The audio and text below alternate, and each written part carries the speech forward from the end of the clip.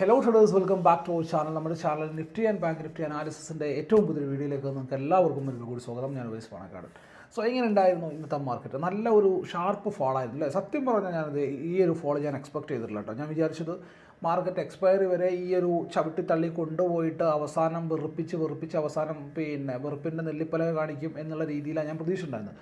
But ഇന്ന് നോക്കുകയാണെന്നുണ്ടെങ്കിൽ unfortunately നല്ലൊരു ഫോള് കാണാൻ പറ്റി രാവിലെ തന്നെ. ആൻഡ് അതിന് ഫോളോ ത്രൂവും കിട്ടി എന്നുള്ളതാണ്. ആൻഡ് നമ്മുടെ ലെവൽ പറഞ്ഞിട്ടുണ്ടായിരുന്നു, ആ ലെവലിൽ നിന്ന് ഷാർപ്പായിട്ടുള്ള ഡൗൺ മൂവിലേക്കുള്ള ട്രേഡ് വന്നിട്ടുണ്ട്. നല്ല പ്രോഫിറ്റ് എല്ലാവരും ഉണ്ടാക്കിയിട്ടുണ്ട് ഞാൻ വിശ്വസിക്കുകയാണ്. ആൻഡ് ഞാനും സ്റ്റുഡൻസിൻ്റെ കൂടെയാണ്. സോ ചെറിയൊരു ക്വാണ്ടിറ്റിയേ ഉള്ളൂ, മോശമില്ലാത്ത ട്രേഡ് എടുത്തു. ആൻഡ് ഒരു ട്രേഡൊക്കെ കഴിഞ്ഞാൽ പിന്നെ ആവശ്യമില്ലാണ്ട് പിന്നെയും മാർക്കറ്റിൽ ചെയ്യാൻ പോവുക എന്ന് പറയുന്നൊരു പരിപാടി എനിക്കില്ലാത്തത് കൊണ്ട് തന്നെ രണ്ടാമത് ട്രേഡിനെ കുറിച്ച് നമ്മൾ ചിന്തിച്ചിട്ടില്ല എന്നുള്ളത് തന്നെയാണ്. ആൻഡ് ആ ഒരു ബ്രേക്ക്ഔട്ട് ക്യാൻഡിൽ ഉണ്ടല്ലോ, ബ്രേക്ക്ഔട്ട് ക്യാൻഡിൽ എന്ന് പറഞ്ഞാൽ 24,500 നിഫ്റ്റിനെ ബ്രേക്ക് ചെയ്ത ക്യാൻഡിൽ. ആ ക്യാൻഡിലാണ് പ്രശ്നങ്ങളൊക്കെ ഇത്രയും ഗുരുതരമാക്കിയത്. കാരണം അതൊരു സ്ട്രോങ് ക്യാൻഡിലായിപ്പോയി. ആ ഒരു ക്യാൻഡിൽ സ്ട്രോങ് ആയതുകൊണ്ട് തന്നെ സംഭവിച്ചത് എന്താണെന്ന് വെച്ചാൽ അതിൻ്റെ താഴെ ഷോർട്ട് കവറിങ് വന്നു, അൺവൈൻഡിങ് വന്നു. എഗെയിൻ നിഫ്റ്റി നല്ല രീതിയിൽ ഒരു 200+ പോയിൻറ്റ്സ് വീണ്ടും താഴത്തേക്ക് ഡ്രാഗ് ആവുന്നതായിട്ട് നമുക്ക് കാണാൻ പറ്റി. സോ ആ താഴത്തേക്കുള്ള വീഴ്ച കുറച്ച് പയ്യാണെന്നുണ്ടെങ്കിൽ 500നെ ബ്രേക്ക് ചെയ്യുന്ന ക്യാൻഡിൽ കുറച്ച് സ്ലോലിയാണ് വന്നിരുന്നതെങ്കിൽ ഇത്ര പ്രശ്നങ്ങൾ ഉണ്ടാവില്ലായിരുന്നു. ആ ഒരു ക്യാൻഡിൽ തന്നെ അറൗണ്ട് 520 നിന്ന് ഏകദേശം 420 100 പോയിൻറ്റ്സിൻ്റെ ക്യാൻഡിലാണ് വന്നത്. അങ്ങനെയുള്ള ക്യാൻഡിൽ വരുമ്പോഴേ പ്രീമിയത്തിൽ സഡനായിട്ടുള്ള സ്പൈക്ക് ഉണ്ടാവും. അങ്ങനെ സഡനായിട്ടുള്ള സ്പൈക്ക് ഉണ്ടായി കഴിഞ്ഞാൽ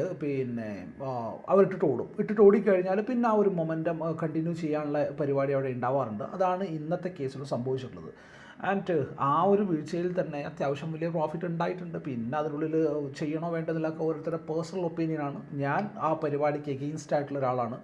എന്നെ സംബന്ധിച്ച് നേരം വെളുത്ത് വൈകുന്നേരം ആവുന്നത് വരെ ഈ കുത്തിമറിയുന്നതല്ല എന്നെ സംബന്ധിച്ച് ട്രേഡിങ്. എൻ്റെ ഓപ്പർച്യൂണിറ്റി വന്നു കഴിഞ്ഞാൽ അതിനകത്തൊരു പ്രോഫിറ്റ് ഉണ്ടാക്കിയിട്ട് അതിനകത്തുനിന്ന് മാറി നിൽക്കുക എന്നുള്ളതാണ് എൻ്റെ സ്റ്റൈൽ ഓഫ് ട്രേഡിങ്. എൻ്റെ സ്റ്റൈൽ ഓഫ് ട്രേഡിങ്ങിന് സിമ്പിളായിട്ട് ഇത്ര മാത്രമേ ഉള്ളൂ. ഓവർ ട്രേഡിങ് ഒരു ക്രൈമാണ് അല്ലെങ്കിൽ ഒരു ഡിസീസാണ് എന്ന് വിശ്വസിക്കുന്ന മനുഷ്യനാണ് ഞാൻ. കാരണം ഓവർ ട്രേഡിങ് കൊണ്ടാണ് നമ്മളെല്ലാവരും ലോസ് ഉണ്ടാക്കുന്നത്. എസ്പെഷ്യലി ഞാൻ ഏറ്റവും കൂടുതൽ ലോസ് ഫേസ് ചെയ്തിട്ടുള്ള ഓവർ ട്രേഡിങ് ഉണ്ടാകുന്ന ദിവസങ്ങളിൽ മാത്രമാണ്. എൻ്റെ അക്കൗണ്ട് ബ്ലോണപ്പ് ഞാൻ ചെയ്തിട്ടുള്ളതെല്ലാം ഓവർ ട്രേഡ് ചെയ്തിട്ട് മാത്രമാണ് റിവെഞ്ച് ട്രേഡിലേക്ക് വന്നിട്ടാണ്. അല്ലാണ്ട് ഒരൊറ്റ ട്രേഡ് കൊണ്ടൊന്നും അക്കൗണ്ട് കത്തിക്കുന്ന പരിപാടിയൊന്നും നമ്മൾ ആരും ചെയ്യാറില്ല. സോ അതുകൊണ്ട് ഞാൻ ആകെ ട്രൈ ചെയ്യുന്നത് ഈ ഒരു പരിപാടിയിൽ നിന്ന് മാറി നിൽക്കുക എന്നുള്ള രീതിയിൽ മാത്രമാണ്. ആൻഡ് എന്തുകൊണ്ട് ഇങ്ങനെ ഒരു ഫോൾ ഉണ്ടായി എന്ന് ചോദിച്ചു കഴിഞ്ഞാൽ എനിക്കറിയില്ല. സത്യം പറഞ്ഞു കഴിഞ്ഞാൽ ഞാൻ അതിൻ്റെ ഭാഗത്തേക്കൊന്നും ചിന്തിച്ചിട്ടില്ല. ബട്ട് ഇന്നലെ വന്ന കുറച്ച് ഇൻട്രസ്റ്റിംഗ് ആയിട്ടുള്ള ന്യൂസുകളുണ്ട്.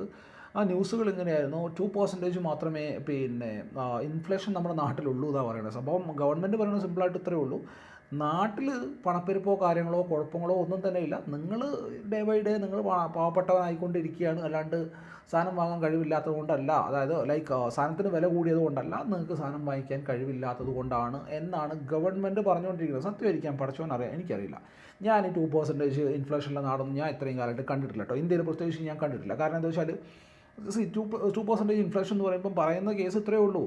കഴിഞ്ഞ വർഷം 1000 രൂപക്ക് കിട്ടിയിരുന്ന സാധനം ഇന്ന് നമുക്ക് 1020 കിട്ടുന്നുണ്ടെന്നാണ് പറയുന്നത്. എവിടെ ഈ കിട്ടുന്നത് എനിക്ക് മനസ്സിലാവുന്നില്ല. ഞാൻ അന്വേഷിച്ച് നോക്കുമ്പോൾ എനിക്ക് കിട്ടുന്നില്ല. പണ്ട് ഞാൻ വാങ്ങിച്ചിരുന്ന കടലമിഠായി 1 രൂപ കിട്ടിയിരുന്ന പാക്കറ്റിൻ്റെ പ്രൈസ് ഇപ്പോൾ 10 രൂപയാണ് വില. 10 രൂപയ്ക്കും കിട്ടുന്നില്ല. നല്ല കുറച്ച് ശർക്കരയുടെ കളറൊക്കെ കൂടിക്കഴിഞ്ഞാൽ അതിൻ്റെ വില പിന്നെ 50ലേക്ക് പോയി. പിന്നെ എവിടെ കിട്ടുന്ന ഈ പറയണത് പെട്ടച്ചവനറിയാം. ചിലപ്പം ഈ ഡാറ്റ ഉണ്ടാക്കിയ ആൾക്കാർക്ക് എവിടെയെങ്കിലും കിട്ടുന്നുണ്ടാവും കേട്ടോ. അവരിപ്പം അങ്ങനെയുള്ള ഏതെങ്കിലും ഉട്ടോപ്പിയയിലായിരിക്കാം ജീവിക്കണേ. കിട്ടുകയാണെന്നുണ്ടെങ്കിൽ നല്ല കാര്യം.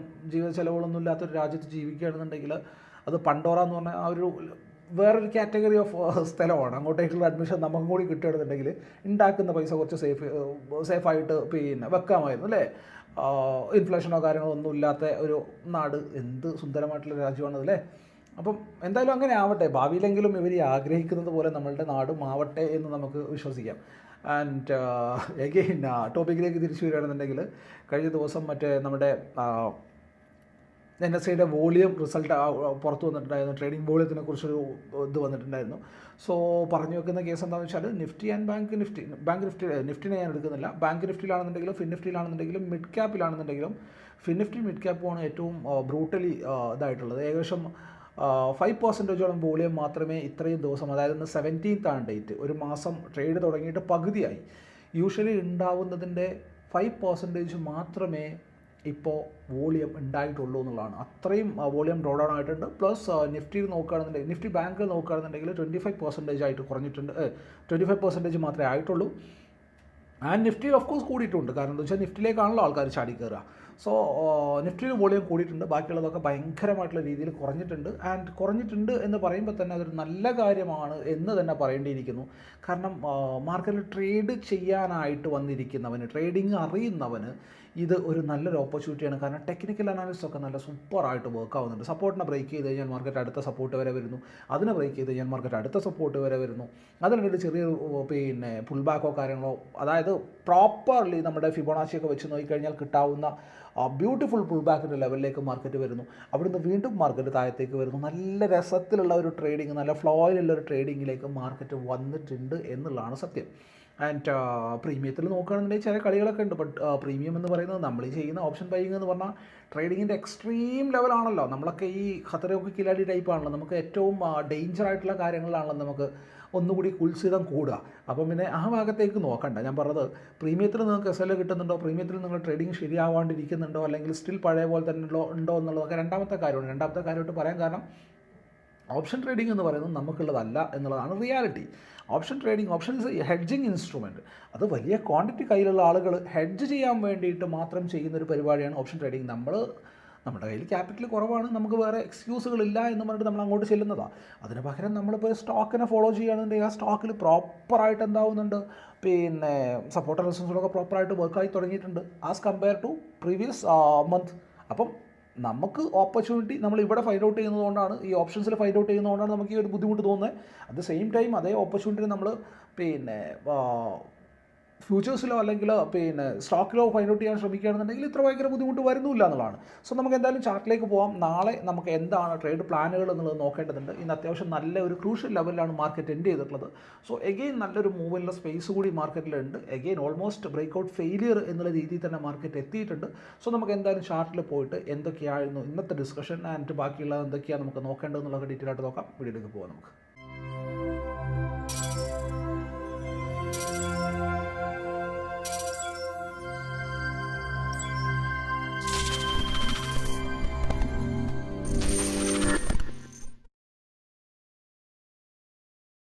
ഓക്കെ, ഞാനിപ്പോൾ ഉള്ളത് നിഫ്റ്റിയുടെ ചാർട്ടിലാണ്. നിഫ്റ്റിയുടെ ചാർട്ടിൽ നമ്മൾ ഇന്നലെ പറഞ്ഞിരുന്ന ലെവൽസ് എന്ന് പറയുന്നത് ഈ ലെവലായിരുന്നു. മാർക്കറ്റ് ഇതിൻ്റെ തൊട്ട് താഴെയായിട്ട് ഓപ്പൺ ചെയ്തു, കുറച്ച് സമയം നിന്ന് ട്രേഡ് ചെയ്തു, ബ്രേക്ക് ചെയ്തു. ആൻഡ് ഇതൊക്കെയാണ് നമ്മൾ ലെവൽസ് പറഞ്ഞിട്ടുണ്ടായിരുന്നത്. ബട്ട് ഇൻഫാക്റ്റ് നമ്മൾ ഇന്ന് ലൈവ് മാർക്കറ്റിൽ പറഞ്ഞിട്ടുള്ള ലെവൽസ് എന്ന് പറയുന്നതാണ് ഈ ലൈവ് മാർക്കറ്റ് പറയുന്ന ലെവൽസ് എന്ന് പറഞ്ഞു കഴിഞ്ഞാൽ വേറൊന്നുമല്ല, ഞാൻ പറഞ്ഞതിന് അർത്ഥം വേറൊന്നുമല്ല. ഇപ്പം ഞാൻ ഇതിനകത്ത് പറയുന്ന ലെവൽസ് നിങ്ങൾ ഫോളോ ചെയ്യുന്നുണ്ടെന്നുണ്ടെങ്കിൽ ആ ഒരു ഞാൻ പറയുന്ന കാര്യങ്ങൾ നിങ്ങൾ ഫോളോ ചെയ്യുന്നുണ്ടെങ്കിൽ ലൈവ് മാർക്കറ്റിൽ പറയുന്ന കാര്യങ്ങൾ നിങ്ങൾ ഫോളോ ചെയ്യാൻ ബാധ്യസ്ഥരാണെന്നുള്ളതാണ്. സോ അത് പിന്നെ ഇപ്പം നിങ്ങൾക്ക് തോന്നുന്നുണ്ടാവും, ചിലപ്പോൾ ചിലർക്കെങ്കിലും തോന്നിയേക്കാം പ്രോഫിറ്റ് വന്നതുകൊണ്ടാണ് ഈ കഥയൊക്കെ പറയണത്. ഞാൻ പറയുന്ന ലെവൽസ് 80% പ്രോഫിറ്റ് ആണെന്നുള്ള ഗ്യാരണ്ടി എനിക്കുള്ളത് കൊണ്ടാണ് ഇത്ര എന്താ പറയുക കോൺഫിഡൻസോട് കൂടി ഞാൻ ഈ ടിപ്പിക്കലി പറയണത് തള്ളാനായിട്ട് വന്നിരിക്കുന്നത് എന്നുള്ളതാണ്. നിങ്ങൾ ബാക്കിൽ ടെസ്റ്റ് ചെയ്ത് നോക്കിക്കോ. നിങ്ങളുടെ കയ്യിൽ എന്തായാലും ഒരു വർഷത്തെ ഡാറ്റ ഉണ്ടാവും. ആ ഒരു വർഷത്തെ ഡാറ്റയിൽ നിങ്ങൾ 100 ദിവസം ടെസ്റ്റ് ചെയ്ത് നോക്കുക, എത്ര ദിവസം ഞാൻ പറഞ്ഞ ലെവൽസിൽ പ്രോഫിറ്റ് വന്നിട്ടുണ്ട്, എത്ര ദിവസം ലോസ് വന്നിട്ടുണ്ടെന്നുള്ളത്. അപ്പം പിന്നെ പറഞ്ഞു വന്ന കേസ് എന്താണെന്ന് വെച്ചാൽ, ഇപ്പോൾ ഇവിടെ നമ്മൾ പറഞ്ഞിരുന്ന ലെവൽ എന്ന് പറഞ്ഞു കഴിഞ്ഞാൽ 575 എന്നുള്ള ലെവലാണ്. അപ്പർ സൈഡിലേക്ക് ഇങ്ങനെ മാർക്കറ്റ് പോയിട്ടില്ല. 575 എന്നുള്ള ലെവൽ വന്നിട്ടുള്ളത് ഏകദേശം ഈ ഒരു ലെവലിലാണ്, 575 എന്നുള്ള ലെവൽ. ആൻഡ് ട്രേഡ് ആക്റ്റീവ് ആയിട്ടുള്ള പോയിന്റ് ഈ ക്യാൻഡിലെ ചോട്ടിലാണ്. ഇവിടുന്ന് ഷാർപ്പായിട്ട് മാർക്കറ്റ് ഡിക്ലൈൻ ആയി. ഇവിടെ എങ്ങോട്ട് എത്തുമ്പോഴാണ് ഞാൻ ബുക്ക് ചെയ്ത് പൊക്കോളാൻ പറയുന്നത്. And when it comes to നിഫ്റ്റിയിലാണെന്നുണ്ടെങ്കിൽ, നിഫ്റ്റി ബാങ്കിലാണെന്നുണ്ടെങ്കിൽ പിന്നെ ഈ ഒരു ക്യാൻഡിലാണ് എനിക്ക് തോന്നുന്നു, ഈ ഒരു ക്യാൻഡിലായിരിക്കും നിങ്ങളുടെ ട്രേഡ് ആക്റ്റീവ് ആയിട്ടുണ്ടാവുക എന്നുള്ളത്. കാരണം സ്ട്രോങ് ക്യാൻഡിൽ ക്ലോസ് എന്നുള്ളതാണ് ഞാൻ പറഞ്ഞിട്ടുള്ളത്. അങ്ങനെയാണെന്നുണ്ടെങ്കിൽ ഈ ഒരു ക്യാൻഡിലെ ഷോട്ടിലായിരിക്കും എഗെയിൻ അവിടെ നിന്നും ഷാർപ്പായിട്ട് പ്രോഫിറ്റ് ഉണ്ടാക്കാനുള്ള ഓപ്പർച്യൂണിറ്റി ഉണ്ടായിട്ടുണ്ട്. ബട്ട് ഞാൻ വിത്ത് സ്റ്റുഡൻസ് ഞങ്ങൾ ട്രേഡ് എടുത്തിട്ടുണ്ടായത് ഈ ക്യാൻഡിലെ ഷോട്ടിലാണ്. ഇവിടെ എത്തിയപ്പോൾ അതിന് 100+ പ്രോഫിറ്റ് കാണിച്ചു, വൈൻഡപ്പ് ചെയ്ത് പോയി. അതായിട്ട് വേറെ പരിപാടി നോക്കി എന്ന് പറഞ്ഞാൽ വെറുതെ ഇരിക്കാൻ പഠിപ്പിച്ചു എന്നുള്ളതാണ്. അൾട്ടിമേറ്റ്ലി ഞാൻ എപ്പോഴും ശ്രമിക്കുന്നു അതിന് തന്നെയാണ്. ആൻഡ് ഇനിയിപ്പം എഗെയിൻ 15 മിനിറ്റ് ടൈം ഫ്രെയിം ചാർട്ടിലേക്ക് നോക്കുകയാണെന്നുണ്ടെങ്കിൽ ഇൻട്രസ്റ്റിംഗ് ആയിട്ടുള്ള കുറച്ച് കാര്യങ്ങൾ മാർക്കറ്റിൽ ഉണ്ടായിട്ടുള്ളത് എന്താണെന്ന് വെച്ചാൽ, ഈ ഒരു ബ്രേക്ക്ഔട്ട് ഇപ്പോൾ ഓൾമോസ്റ്റ് ഫെയിലിയർ ആയി എന്ന് തന്നെ നമ്മൾ പറയേണ്ടിയിരിക്കുന്നു എന്നുള്ളതാണ്. ബ്രേക്ക്ഔട്ട് ഫെയിലിയർ ആയി എന്ന് തന്നെ പറയേണ്ടിയിരിക്കുന്നു എന്ന് പറഞ്ഞാൽ നേരത്തെ വേറൊന്നുമല്ല ഞാൻ പറഞ്ഞത്. മാർക്കറ്റ് എന്തായിട്ടുണ്ട്, 53,000 എന്നുള്ള ലെവലിൻ്റെ താഴെയും വന്നിട്ട് പ്രോപ്പറായിട്ട് സസ്റ്റെയിൻ ആവുന്നതായിട്ട് നമുക്ക് കാണാൻ പറ്റുന്നുണ്ട്. സോ ആസ് ഓഫ് നോ നാളത്തേക്ക് ഞാൻ വാച്ച് ചെയ്യാൻ പോകുന്ന ലെവൽ എന്ന് പറഞ്ഞു കഴിഞ്ഞാൽ 50-700 എന്നുള്ള ലെവലായിരിക്കും. ഓൺ ദ അപ്പർ സൈഡ് ഞാൻ വാച്ച് ചെയ്യാൻ പോകുന്ന ലെവൽ എന്ന് പറഞ്ഞാൽ 50-950 എന്നുള്ള ലെവൽ കൂടിയായിരിക്കും. 950 എന്നുള്ള ഈ ഒരു ലെവൽ കൂടിയായിരിക്കും. സോ ഈ ഒരു 2 ലെവലിനെ വാച്ച് ചെയ്യുക. ഈ ഒരു 2 ലെവലിൻ്റെ മുകളിലായിട്ട് നമുക്ക് വാച്ച് ചെയ്യേണ്ട ഫസ്റ്റ് ലെവൽ എന്ന് പറഞ്ഞു കഴിഞ്ഞാൽ 53,055 എന്നുള്ള ലെവലാണ്. And on the lower side ഞാൻ വാച്ച് ചെയ്യാൻ പോകുന്ന ലെവൽ എന്ന് പറഞ്ഞു കഴിഞ്ഞാൽ 50-500 എന്നുള്ള ലെവലായിരിക്കും ഫസ്റ്റ് ലെവലായിട്ട് ഞാൻ വാച്ച് ചെയ്യാൻ പോകുന്നത്. 700 താഴെയായിട്ട് 50-500 എന്നുള്ള ലെവലായിരിക്കും വാച്ച് ചെയ്യുന്നത്. ആൻഡ് 500 താഴെ വന്നു കഴിഞ്ഞാൽ 52,300 എന്നുള്ള ലെവലും എഗെയിൻ വരികയാണെന്നുണ്ടെങ്കിൽ 52,000 എന്നുള്ള ലെവലായിരിക്കും ഞാൻ വാച്ച് ചെയ്യാൻ പോകുന്നത്. സോ നാളെ മാർക്കറ്റ് ഈ ഒരു റേഞ്ചിൻ്റെ ഉള്ളിലായിട്ട് ഓപ്പൺ ചെയ്യുക ആൻഡ് അതിനുശേഷം നിന്ന് ട്രേഡ് ചെയ്തിട്ട് മുകളിലേക്ക് ബ്രേക്ക് ചെയ്യുകയാണെന്നുണ്ടെങ്കിൽ ഫസ്റ്റ് ലെവലായിട്ട് ഇതിനെ വാച്ച് ചെയ്യുക. ആൻഡ് അടുത്ത ലെവലായിട്ട് ഫർദർ അപ്പർ സൈഡിലേക്കുള്ള മൂവ് കിട്ടുകയാണെന്നുണ്ടെങ്കിൽ നമുക്ക് വാച്ച് ചെയ്യേണ്ട ലെവൽസ് ജസ്റ്റ് 2 ലെവൽ കൂടി വാച്ച് ചെയ്തിട്ടേക്കാം.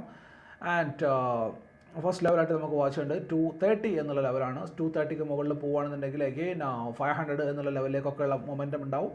ആൻഡ് അവനവൻ്റെ പ്രോഫിറ്റ് എന്താണ്, അവനവൻ്റെ വയറിൻ്റെ വലുപ്പം എന്താണെന്ന് വെച്ചാൽ ബുക്ക് ചെയ്തിട്ട് ഇറങ്ങുക എന്നുള്ളതാണ്. ആൻഡ് താഴത്തേക്കുള്ള മൂവ് ആണെന്നുണ്ടെങ്കിൽ, മുകളിലേക്കാണെന്നുണ്ടെങ്കിൽ ഏറ്റവും നല്ലത് ഇവിടെ നിന്ന് ട്രേഡ് ചെയ്തിട്ട് കുറച്ച് സമയം പുതിയ ട്രേഡേഴ്സിനെ ഇൻവൈറ്റ് ചെയ്തതിന് ശേഷം ബ്രേക്ക് ചെയ്യുകയാണെന്നുണ്ടെങ്കിൽ ആ ഒരു മൊമെൻറ്റം നല്ല ട്രേഡ് ആയിരിക്കും. ആൻഡ് താഴത്തേക്കാണെന്നുണ്ടെങ്കിൽ കുറച്ച് സമയമെങ്കിലും നിന്നിട്ട് 2-3 ക്യാനിൽ നിന്നിട്ട് ബ്രേക്ക് ചെയ്യുകയാണെന്നുണ്ടെങ്കിൽ ഫസ്റ്റ് ടാർഗറ്റ് ഈസി ആയിട്ട് നമുക്ക് കിട്ടുമെന്നാണ് ഞാൻ വിശ്വസിക്കുന്നത്. ബാക്കിയുള്ളതൊക്കെ പടച്ചോൻ്റെ കയ്യിലാണ്, നമുക്ക് നോക്കാം എന്തായാലും നാളത്തേക്ക്. എഗെയിൻ ലൈവ് മാർക്കറ്റിൽ എന്തെങ്കിലും ലെവൽസിന് മാറ്റം ഉണ്ടാവുകയാണെന്നുണ്ടെങ്കിൽ, ഓപ്പണിംഗിൽ എന്തെങ്കിലും വ്യത്യാസം ഉണ്ടാവുകയാണെന്നുണ്ടെങ്കിൽ ലൈവ് മാർക്കറ്റിൽ ഞാനത് അപ്ഡേറ്റ് ചെയ്യാനായിട്ട് ശ്രമിക്കും. Again when it comes to നിഫ്റ്റിയിലേക്ക് വരികയാണെന്നുണ്ടെങ്കിൽ 24,300 എന്നുള്ള ലെവലിൽ നമുക്ക് വാച്ച് ചെയ്യേണ്ടിയിരിക്കുന്നു. ഓൺ ദ അപ്പർ സൈഡ് ഞാൻ വാച്ച് ചെയ്യാൻ പോകുന്ന ലെവൽ നത്തിങ് ബട്ട് ഈ ഒരു ലെവലാണ് 24,390 എന്നുള്ള ലെവലിനായിരിക്കും. ഓക്കെ, 24,400 എന്നുള്ള ലെവലിനെ തന്നെ നമുക്ക് വാച്ച് ചെയ്യാം. എന്തിനാ ഈ 10 പോയിന്റിന് കഞ്ചൂസ് തരം കാണിക്കണം അല്ലേ? സോ മാർക്കറ്റ് ഈ ഒരു റേഞ്ചിൻ്റെ ഉള്ളിൽ ഓപ്പൺ ചെയ്തിട്ട് നിന്ന് ട്രേഡ് ചെയ്തിട്ട് മുകളിലേക്ക് ബ്രേക്ക് ചെയ്യുകയാണെന്നുണ്ടെങ്കിൽ ഫസ്റ്റ് ലെവലായിട്ട് നമുക്ക് 450 എന്നുള്ള ലെവലിൽ നമുക്ക് വാച്ച് ചെയ്യാം. 450 ആൻഡ് ഫർദർ അപ്പർ സൈഡിലേക്കുള്ള മൂവ് കിട്ടണമെന്നുണ്ടെങ്കിൽ 450യുടെ മുകളിൽ പ്രോപ്പറായിട്ട് സസ്റ്റെയിൻ ചെയ്യാൻ പറ്റി കഴിഞ്ഞാൽ 500, 520 എന്നുള്ള റേഞ്ച് വരെയുള്ള മൂവ് കിട്ടും. ആൻഡ് അതിനുശേഷം മുകളിലേക്കുള്ള അപ്പർ സൈഡിലേക്കുള്ള മൂവ് കിട്ടണമെന്നുണ്ടെങ്കിൽ 580 എന്നുള്ള ലെവൽ വരെയുള്ള ലെവൽ വരെയൊക്കെ മൂവ് നമുക്ക് കിട്ടാൻ സാധ്യതയുണ്ട്. ആൻഡ് 300 താഴത്തേക്ക് സസ്റ്റെയിൻ ചെയ്യാൻ പറ്റി കഴിഞ്ഞാൽ 200 ഈസി ടാർഗറ്റ് ആയിട്ട് വരാൻ സാധ്യതയുണ്ട്. ആൻഡ് അതിനുശേഷം 150, 140 എന്നുള്ള ലെവലിലേക്കും ഫർദർ മൂവ് കിട്ടുകയാണെന്നുണ്ടെങ്കിൽ 24,050 എന്നുള്ള ലെവലിലേക്കും ഈസി ആയിട്ട് മാർക്കറ്റ് അപ്രോച്ച് ചെയ്യുന്നതായിട്ട് നമുക്ക് കാണാൻ പറ്റും. സോ ആ ഒരു ലെവലിനെല്ലാം തന്നെ നമുക്ക് വാച്ച് ചെയ്യാവുന്നതാണ്. അങ്ങനെയൊക്കെ നിഫ്റ്റി ഫിൻ സർവീസിൽ നമ്മൾ ഇന്നലെ പറഞ്ഞ ലെവൽസ് ഇതായിരുന്നു. അവിടുന്ന് ഷാർപ്പായിട്ടുള്ള മൊമെൻറ്റം വന്നിട്ടുണ്ട്. സോ ആസ് ഓഫ് നമുക്ക് ലെവലിനെ ചെറുതായിട്ടൊന്ന് ഷിഫ്റ്റ് ചെയ്ത് നോക്കാം. ലെവൽസ് എന്ന് പറയുന്നത് 450 എന്നുള്ള ലെവലാണ്. ഓൺ ദ അപ്പർ സൈഡ് ഞാൻ എടുക്കാൻ പോകുന്ന ലെവൽ 25,560 എന്നുള്ള ലെവൽ കൂടിയാണ്. 24,560 സോറി. സോ ഈ 2 ലെവലിനെ വാച്ച് ചെയ്യുക. And when it comes to Nifty mid ക്യാപ്പിൽ നല്ല ട്രേഡ് എന്ന് വന്നിട്ടുണ്ട്. ആൻഡ് മിഡ് ക്യാപ്പിൽ നോക്കുകയാണെന്നുണ്ടെങ്കിൽ നമുക്ക് ആസ് ഓഫ് നമ്മൾ വാച്ച് ചെയ്യേണ്ട ലെവൽ എന്ന് പറഞ്ഞാൽ 13,060 എന്നുള്ള ലെവലാണ്. ഓൺ ദ അപ്പർ സൈഡ് ഞാൻ വാച്ച് ചെയ്യാൻ പോകുന്നത് 13,105 എന്നുള്ള ലെവൽ കൂടിയാണ്. സോ ഈ 2 റേഞ്ചിനെ വാച്ച് ചെയ്യുക. ഈ റേഞ്ചിൻ്റെ താഴെ മുകളിൽ പ്രോപ്പറായിട്ടുള്ള ക്യാൻഡിൽ ക്ലോസ് കിട്ടേണ്ടതുണ്ട്. അങ്ങനെയാണെന്നുണ്ടെങ്കിൽ നല്ല മൂവ്മെൻറ്റ് താഴത്തേക്ക് കിട്ടാൻ സാധ്യതയുണ്ട്. എന്നാൽ നമ്മൾ പറഞ്ഞ ലെവലിൽ നിന്നാണ് പിന്നെ HDFC ബാങ്ക് ഷാർപ്പായിട്ട് ഫോളോ ആയിട്ടുള്ളത്. ആൻഡ് എഗെയിൻ നമ്മൾ വാച്ച് ചെയ്യേണ്ട ലെവൽ എന്ന് പറയുന്നത് 1828 എന്നുള്ള ലെവലാണ്. സോ ഈ ഒരു ലെവലിൻ്റെ താഴെ പ്രോപ്പറായിട്ട് സസ്റ്റെയിൻ ചെയ്യാൻ പറ്റി കഴിഞ്ഞാൽ ഫർദർ ഡൗൺ സൈഡിലേക്കുള്ള മൂവ് കാണാൻ പറ്റും. എഗെയിൻ ICICI ബാങ്ക് നമ്മൾ ഇന്നലെ പറഞ്ഞ ലെവലിൻ്റെ താഴത്തേക്ക് തന്നെ വന്നിട്ടുണ്ട്. സോ ആസ് ഓഫ് നമുക്ക് വാച്ച് ചെയ്യേണ്ട പോയിന്റ് എന്ന് പറഞ്ഞാൽ 1325 എന്നുള്ള പോയിന്റാണ്. 1325ൻ്റെ താഴെ വന്നു കഴിഞ്ഞാൽ എഗെയിൻ ഈ ഒരു ബോട്ടം വരെയുള്ള മൂവ് നമുക്ക് പോസിബിൾ ആണ്. സോ ആ ഒരു ലെവലിൽ നമുക്ക് വാച്ച് ചെയ്യാം. കൊട്ടക് മഹീന്ദ്ര ബാങ്കിലേക്ക് തിരിച്ചു വരികയാണെന്നുണ്ടെങ്കിൽ ആസ് ഓഫ് നമ്മൾ വാച്ച് ചെയ്യേണ്ട ലെവൽ എന്ന് പറഞ്ഞു കഴിഞ്ഞാൽ വല്ലാത്തൊരു കഷ്ടകാലം പിടിച്ച അവസ്ഥയാണ് കൊട്ടക് മഹീന്ദ്ര ബാങ്കിൻ്റെ. ബാക്കിയുള്ള ബാങ്കുകളൊക്കെ അത്യാവശ്യം നല്ലോണം പെർഫോം ചെയ്തപ്പോഴും അവൻ ഈ റേഞ്ചിൽ സ്റ്റക്കായിരുന്നു. ഇപ്പം അവൻ ഒന്ന് പെർഫോം ചെയ്യാൻ തുടങ്ങിയപ്പോൾ ബാക്കിയുള്ളവർക്ക് കൂടെ താഴത്തേക്കും വന്നു. ഇടയ്ക്കൊക്കെ പിന്നെ കൊട്ടക് മഹീന്ദ്ര ബാങ്കിൻ്റെ കാര്യമായിരിക്കുമ്പോൾ എനിക്ക് സങ്കടം വരാറുണ്ട് സത്യം. അപ്പോൾ പിന്നെ പറഞ്ഞു വന്ന കേസ്. സോ ഈ ഒരു ലെവലിൻ്റെ മുകളിലേക്ക് പോയാൽ മാത്രം അപ്പോ സൈഡിലേക്കുള്ള ഒരു മൊമെൻറ്റ് നമ്മൾ വാച്ച് ചെയ്യുക. എഗെയിൻ 1775 എന്നുള്ള ലെവലിനെ വാച്ച് ചെയ്യുക. 1775 താഴെ വന്നു കഴിഞ്ഞാൽ എഗെയിൻ പ്രോഫിറ്റ് ബുക്കിംഗ് ഉണ്ടാവാൻ സാധ്യതയുണ്ട്. ഞാൻ പറഞ്ഞ കാര്യം മനസ്സിലായിട്ടില്ല എന്നുണ്ടെങ്കിൽ ഞാൻ ക്വിക്കായിട്ടൊന്ന് കാണിച്ചു തരാം. അപ്പോൾ നിങ്ങൾക്കും ചിലപ്പോൾ സങ്കടം വരും. സോ പിന്നെ നിങ്ങൾക്ക് നോക്കി അവിടെ നിന്ന് കാണാൻ പറ്റും മാർക്കറ്റ് എന്തായിട്ടുണ്ട്. ഈ ഒരു ഹൈ ഉണ്ടാക്കിയിട്ട് പിന്നെ ഷാർപ്പായിട്ട് താഴത്തേക്ക് വന്നിട്ടുണ്ട്. ഇൻഫാക്റ്റ് ഹൈ അതൊന്നുമല്ല, ഹൈ അതിൻ്റെ മുകളിലൊക്കെ വേറെ ഉണ്ട്.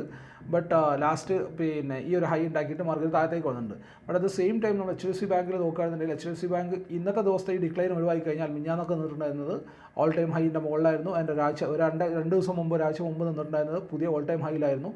അന്നും കൊട്ടക് മഹീന്ദ്ര ബാങ്ക് ലോയിലായിരുന്നു ട്രേഡ് ചെയ്തുകൊണ്ടിരുന്നതെന്നുള്ളതാണ്. അതാണ് ഞാൻ പറഞ്ഞത്. ഒരു നിലക്കും ഒരു എന്താ പറയുക, പിന്നെ നമ്മളിപ്പോൾ നമ്മുടെ ട്രേഡിങ് സിറ്റുവേഷനെ കുറിച്ച് പറയാനല്ലേ, ഒരു നിലക്കും ഞാൻ നന്നാവുന്നില്ലല്ലോ എന്ന് ആ ഒരു ലെവലാണ് കൊട്ടക് മഹീന്ദ്ര ബാങ്കിൻ്റെ അവസ്ഥ. ആക്സിസ് ബാങ്ക് ഒക്കെ പിന്നെ ഹൈ ടെസ്റ്റ് ചെയ്തിട്ടാണ് വരുന്നത് കേട്ടോ. വേറൊരു കാര്യമുണ്ട്, ഇവരൊക്കെ അത്യാവശ്യം ഹൈൻ്റെ അടുത്തോ ഒക്കെ ടെസ്റ്റ് ചെയ്തിട്ടാണ് വരുന്നത്. ബട്ട് എന്തിനൊക്കെ ആവട്ടെ, നമ്മളുടെ സ്വന്തം ബാങ്കൊന്നുമില്ലല്ലോ അല്ലേ, നമുക്ക് ട്രേഡ് ചെയ്തല്ലാണ്ട് വേറെ പ്രത്യേകിച്ച് പരിപാടിയൊന്നുമില്ലല്ലോ. സോ ആസ് ഓഫ് നമ്മൾ വാച്ച് ചെയ്യേണ്ട പോയിന്റ് എന്ന് പറഞ്ഞാൽ 1140 ആണ് ആക്സിസ് ബാങ്കിൽ വാച്ച് ചെയ്യേണ്ടത്. ഓൺ ദ ലോവർ സൈഡ് നമ്മൾ നോക്കുകയാണെന്നുണ്ടെങ്കിൽ 1130 എന്നുള്ള ലെവലിൽ വാച്ച് ചെയ്യുക. 1130 താഴെ വന്നു കഴിഞ്ഞാൽ എങ്ങനെ ഒരു വീക്കസ് ഉണ്ടാവാൻ സാധ്യതയുണ്ട്. ഇൻഫീഡിലേക്ക് തിരിച്ചു വരികയാണെന്നുണ്ടെങ്കിൽ ഇൻഫീഡ് ആസ് ഓഫ് നമ്മൾ വാച്ച് ചെയ്യേണ്ട പോയിന്റ് എന്ന് പറഞ്ഞാൽ 1960 എന്നുള്ള പോയിന്റാണ്. 1960 താഴെ വീക്കസ് ആയിരിക്കും. TCSലേക്ക് വരികയാണെന്നുണ്ടെങ്കിൽ നല്ല ഫോളും നമുക്ക് കാണാൻ പറ്റിയിട്ടുണ്ട്. TCS ആസ് ഓഫ് നമ്മൾ നാളത്തേക്ക് വേണ്ടി വാച്ച് ചെയ്യേണ്ട ലെവൽ എന്ന് പറഞ്ഞു കഴിഞ്ഞാൽ നത്തിങ് ഈ ഒരു ലെവലാണ് 4315 എന്നുള്ള ലെവലാണ്. സോ ഈ ഒരു ലെവലിനൊക്കെ നാളത്തേക്ക് വേണ്ടിയിട്ട് നമുക്ക് വാച്ച് ചെയ്യാവുന്നതാണ്. സോ അനാലിസിസും കാരണം നിങ്ങൾക്ക് എല്ലാവർക്കും വ്യക്തമായിട്ട് മനസ്സിലായിട്ടുണ്ട് ഞാൻ വിശ്വസിക്കുകയാണ്. വീഡിയോ യൂസ്ഫുൾ ആയിട്ടുണ്ടെന്ന് വിശ്വസിക്കുകയാണ്. വീഡിയോ യൂസ്ഫുൾ ആയിട്ടുണ്ടെന്നുണ്ടെങ്കിൽ വീഡിയോക്ക് മറക്കാതെ ലൈക്ക് ചെയ്യാൻ നിങ്ങളുടെ അഭിപ്രായങ്ങളും നിർദ്ദേശവും താഴെ കമൻറ്റ് ബോക്സിൽ രേഖപ്പെടുത്തുക. അപ്പോൾ ഇതുപോലുള്ള യൂസ്ഫുൾ ആയിട്ടുള്ള വീഡിയോസുമായിട്ട് അടുത്ത ദിവസം നമ്മൾ വീണ്ടും കാണാം. ബൈ.